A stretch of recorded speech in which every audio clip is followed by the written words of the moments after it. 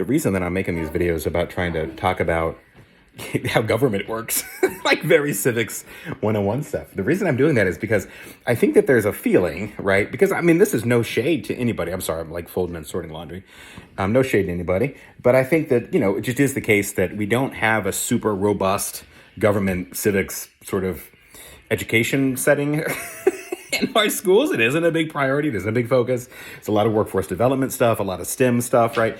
But just getting into like history and civics, I'm not sure that we do a terrific job about that. And I'm not sure we do a terrific job connecting it to real world events. And I think probably that's because by and large, we've had a lot of stability recently. Because I think even things like, and God forbid, I don't mean this to dismiss the sacrifice and service of our service men and women, but like even the wars that have been, that were raging for 20 plus years, were still distant. They were like televised wars, right? But they were distant from us. That's the thing about having a giant ocean, unlike European countries where they've experienced war on their own borders, right? And invading into their own territories, et cetera. We just don't have that perspective. And so I think that a lot of geopolitics, a lot of history, a lot of government, a lot of civics, it just is so distant from us that even if you like get a little bit of education in middle school, high school, and maybe like a class or two in college to fulfill whatever, degree you're going for, it's hard to connect that to like lived events because of our comfort and security in America. That we've had such stability, even though there's been international instability, it hasn't necessarily affected us at home.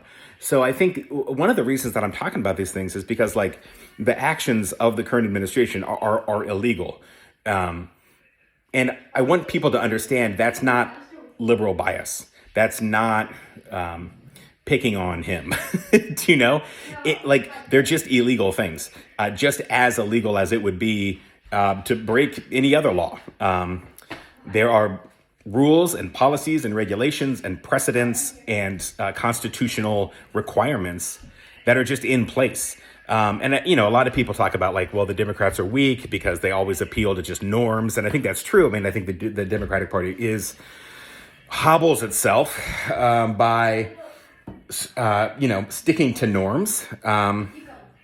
But I also think I just want people to understand, like you can, and this is kind of what I was trying to say in that like really long video earlier, you can be cool with Trump breaking the law.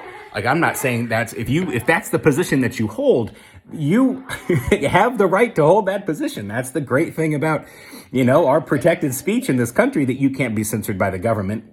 God forbid that go away. So you can hold whatever perspective you want. You can think it's cool that Musk is doing what he's doing. You can think it's cool that, Trump is sort of doing this machine gun executive order thing. You can be into that. You can think that we've had a bloated government for so long that's mismanaged spending and there's way too much going into Medicare, way too much in Social Security, way too much into social services. You can hold all of those ideas and perspectives.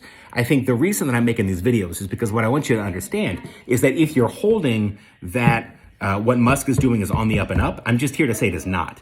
Many of the president's executive orders are illegal. So again, that doesn't mean that you need to change your thinking about it. I always tell, I've done a bunch of like book study stuff in faith-based settings. Like that's been a thing that's been part of my life for a really long time. And I always tell people and I've kept a blog about religious studies and things. And I always say to people listen, I'm here to I'm presenting evidence and data. That doesn't need to influence what you think or how you feel or what you believe. And I think the same is true with these videos that I'm trying to make about just educational topics about how government's supposed to work. That was this long video I did earlier about a constitutional authority and what is the purpose of the Constitution, which is to codify the power of the people into a document that binds us together and binds a government. So the reason I'm making these videos is to just try to say it's not like some blind leftist take. Laws are being broken, and that's why federal judges are intervening. Right? A judge would have no reason to intervene if things were illegal, right? Isn't that, judges don't They don't go after innocent people. They don't go over things. They don't go after things that aren't breaking laws, right? That's what a judge is for, right?